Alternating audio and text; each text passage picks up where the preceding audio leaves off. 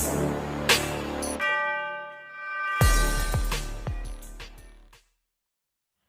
Friends, welcome to commerce times. ये business study के chapter 1 का पार्ट 3 है। अगर आपने पार्ट 1 एंड पार्ट 2 की वीडियो नहीं देखी है तो डिस्क्रिप्शन में उसका लिंक दिया है, आप उसको देख लीजिए। फिर उसके बाद ये पार्ट 3 वाली वीडियो देख लें, ठीक है। और मेरी नई वीडियो के लिए चैनल को सब्सक्राइब करें। ज्यादा टाइम वेस्ट ना करते हुए मैं स्टार्ट करती हूँ। आज का टॉपिक क्या है हमारा? Functions of management. उसके पहले जितने भी टॉपिक किए हैं हमने पार्ट 1 एंड पार्ट 2 की वीडियो में किए हुए हैं, ठीक है। तो हमारी मैनेजमेंट के फंक्शंस क्या क्या होते हैं? हमारी मैनेजमेंट के 5 तरह के फंक्शंस हैं जो मैंने आपको बोर्ड पे, आई थिंक आपको विजिबल होंगे, सबको देख लीजिए। 1 बाय 1 हम इसको करेंगे, ठीक है। हमारा जो सबसे पहला मैनेजमेंट का फंक्शन है वो है प्लानिंग। आपने सुना होगा प्लानिंग के बारे में। प्लानिंग क्या होती है? प्लानिंग क्या मतलब होता है? कोई भी काम करने से पहले उसका एक नमूना तैयार कर लेना कि हमने कब, कहाँ, क्या करना है। उस सारी चीजों को डिसाइड करने को हम कहते हैं प्लानिंग, ठीक है। ये जो प्लानिंग होता है ये बहुत ही इम्पोर्टेंट फंक्शन है। इसके बिना हम अपनी ऑर्गेनाइजेशन का, जो कोई भी ऑर्गेनाइजेशन जो है, अपना गोल अचीव नहीं कर सकती। तो यहाँ पर प्लानिंग में मैनेजर्स क्या डिसाइड करते हैं कि हमने काम करने से पहले एडवांस में ही ये डिसाइड कर लेना है कि क्या काम करना है, कैसे करना है वो काम, उसको हम कब करेंगे और उस काम को परफॉर्म करने के लिए हम किसकी हेल्प लेंगे। तो ये सारा कुछ आ जाता है प्लानिंग में, ठीक है। Planning bridge the gap between where we stand today and where we want to reach. That means कि प्लानिंग एक ऐसा स्टेप है कि आज हम किस जगह के ऊपर खड़े हुए हैं और कल हम अपने आप को कहाँ देखना चाहते हैं, उस चीज को पता करने के लिए हम एक प्लान बनाते हैं, ठीक है। नेक्स्ट जो पार्ट है हमारा वो है ऑर्गेनाइजिंग। ऑर्गेनाइजिंग जो है मैनेजमेंट का सेकेंड फंक्शन है। ऑर्गेनाइजिंग में क्या क्या आता है कि हमारी ऑर्गेनाइजेशन में कितनी यूनिट्स होंगी, कितनी सब यूनिट्स होंगी, कितने डिपार्टमेंट्स होंगे, कौन कौन सी पोस्ट होंगी, कौन कौन सी डेजिग्नेशंस होंगी, कितने लोग काम करेंगे, ये सारा कुछ ऑर्गेनाइजिंग में आता है। दैट मीन्स के प्लानिंग के आफ्टर दैट जो स्टेप आता है वो है ऑर्गेनाइजिंग। ये जो ऑर्गेनाइजिंग है बहुत ही ज्यादा इंपॉर्टेंट रोल प्ले करता है मैनेजमेंट के फंक्शंस में, ठीक है। तो नेक्स्ट आफ्टर दैट जो हमारा फंक्शंस आता है वो आता है स्टाफिंग। स्टाफिंग में हम according to the units, according to sub units, according to departments हम डिफरेंट तरह के लोगों को हायर करते हैं। स्टाफिंग में हम रिक्रूटमेंट करते हैं, सिलेक्शन करते हैं डिफरेंट तरह के क्वालिफिकेशन के लोगों की। जैसे हमें लोग चाहिए होती हैं उस तरह के लोगों को हम अपॉइंट करते हैं, ठीक है। अपॉइंट करने के बाद जो हमारा नेक्स्ट स्टेप आता है वो आता है डायरेक्टिंग। देखिए हमने लोगों को रख लिया है अपने काम पर, उनको जॉब दे दी है, आगे उन्होंने क्या काम करना है, कैसे काम करना है, क्या मोटिव है, उसको कौन डिसाइड करेगा? मैनेजमेंट ही डिसाइड करेगी। लेकिन कैसे बताएंगे? हम उनको डायरेक्ट करेंगे। डायरेक्टिंग कहते हैं उस फंक्शन को कि एक बंदा कैसे कौन सा काम करेगा। नो डाउट उस बंदे में कैपेबिलिटी होगी, वो अपना काम अच्छे से कर सके, लेकिन हमारी ऑर्गेनाइजेशन के अकॉर्डिंग उसने कौन सी डायरेक्शन में जाना है ये कौन बताएगा? उसको मैनेजमेंट बताएगी। और ये बहुत ही इंपॉर्टेंट फंक्शन है मैनेजमेंट का, ठीक है। आफ्टर दैट जो लास्ट हमारा फंक्शन है वो है कंट्रोलिंग।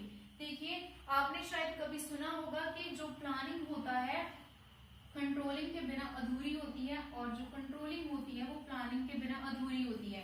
तो ये 3 जो फंक्शन आते हैं बीच में, ये भी बहुत इंपॉर्टेंट होते हैं। ये 5 फंक्शन है मैनेजमेंट के, पांचों के 5 अपनी अपनी जगह पर बहुत ही ज्यादा इंपॉर्टेंट है। दैट मीन्स के कंट्रोलिंग में क्या आएगा? जो हमने प्लान बनाया है लास्ट में हम देखेंगे क्या वो उसके अकॉर्डिंग काम हो रहा है कि नहीं हो रहा है। यहाँ पर कंट्रोल हमने क्या करना है? हमने चेक करना है कि हमारे जो वर्कर्स हैं क्या हमारे प्लान के अकॉर्डिंग काम कर रहे हैं या नहीं कर रहे। अगर नहीं कर रहे तो उनका रीजन पता करना कि क्यों काम हमारे प्लान के अकॉर्डिंग नहीं हो रहा।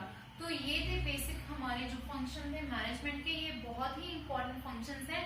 इसके बिना कोई भी ऑर्गेनाइजेशन, कोई भी मैनेजमेंट अपना काम नहीं कर सकती है, ठीक है। हम नेक्स्ट करते हैं, हमारा जो नेक्स्ट टॉपिक है वो है कोऑर्डिनेशन। कोऑर्डिनेशन जो है बहुत ही इंपॉर्टेंट फंक्शन है, जो एक स्टेप है, जो एक प्रोसेस है, जिसके बिना हमारे जो लेवल ऑफ मैनेजमेंट है वो अधूरे हैं।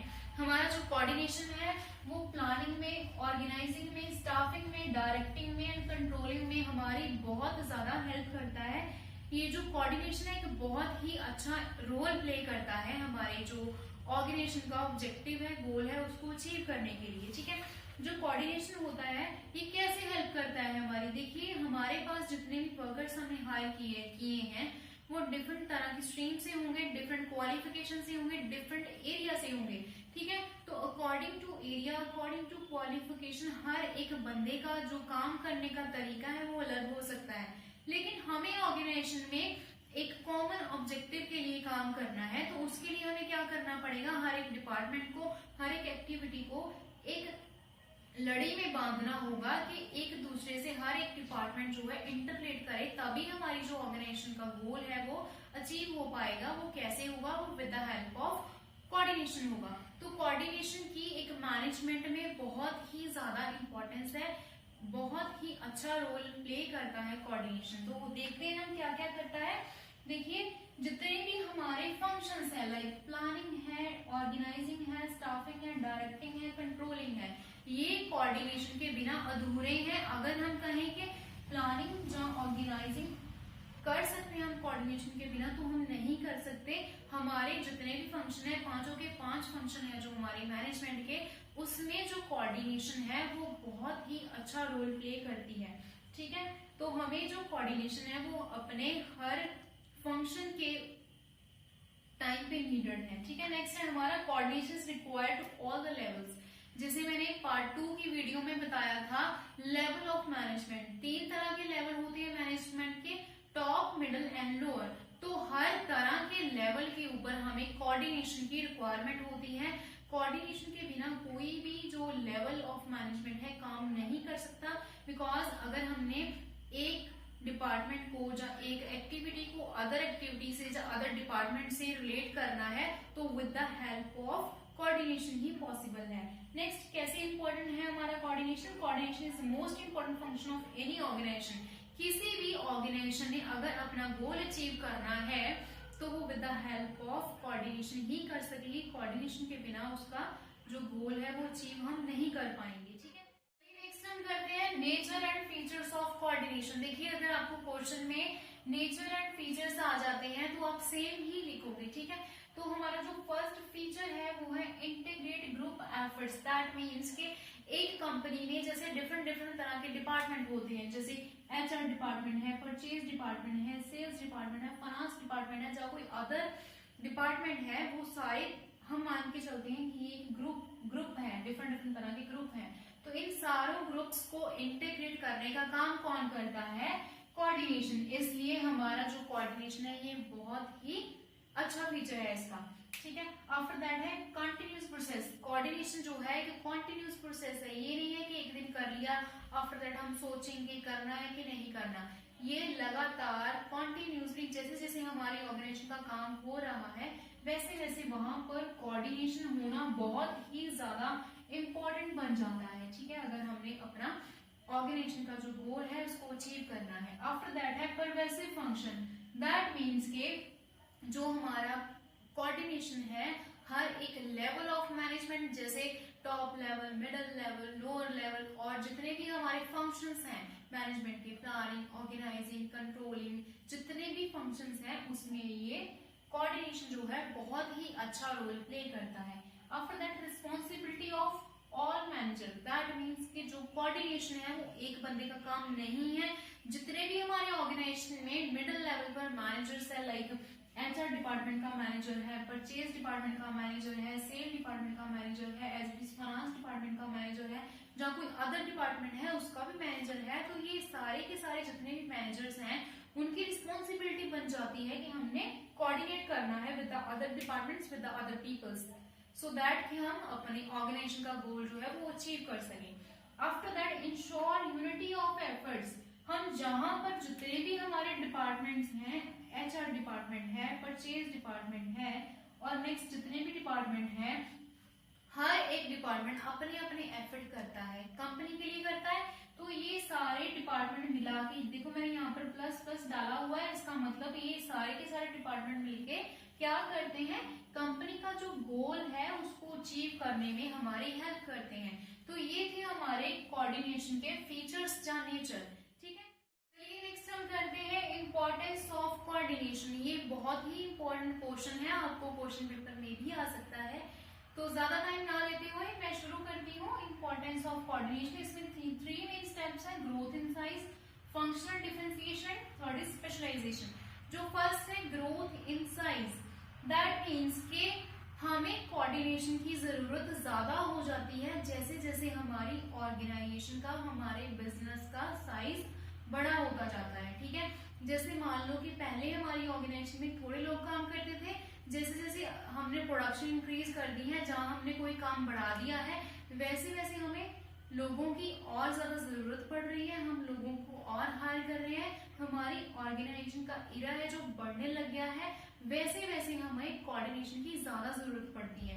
तो इसलिए कोऑर्डिनेशन की इंपॉर्टेंस जो है और बढ़ जाती है। ठीक है, नेक्स्ट है हमारा फंक्शनल डिफरेंशिएशन, दैट मीन्स के डिफरेंट तरह के डिपार्टमेंट में डिफरेंट तरह की एक्टिविटीज होती है।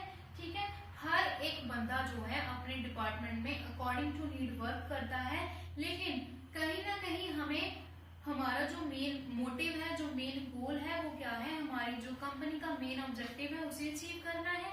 ठीक है, तो वहां पर डिफरेंट तरह के जितने भी काम हो रहे हैं उनको आपस में इंटरलेट करके हमारा जो कॉमन गोल है उसे अचीव करना है।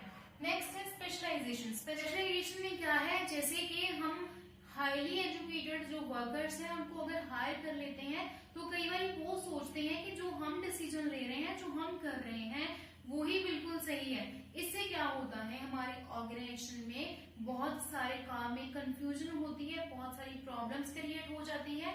तो अगर हमारी ऑर्गेनाइजेशन में स्पेशलाइजेशन है, दैट मीन्स होनी भी चाहिए, अगर कोई बंदा स्पेशलाइज है अपने काम में तभी हमारी जो ऑर्गेनाइजेशन है वो स्पेशल टाइप का काम एक बंदे से करवा सकती है।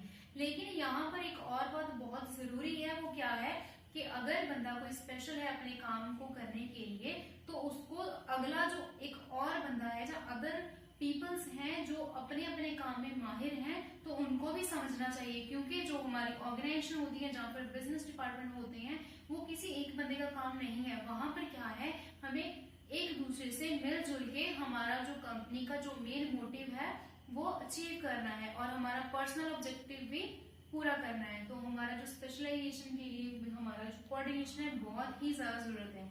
तो हमें कोऑर्डिनेशन हमारे बिजनेस के हर एक स्टेप पे बहुत ही ज्यादा रिक्वायर होता है। कोऑर्डिनेशन के बिना हम अपनी ऑर्गेनाइजेशन का ऑब्जेक्टिव जो है अचीव नहीं कर सकते। तो ये था हमारे चैप्टर 1 का सारा क्रक्स। आई होप सो आपको समझ आया होगा।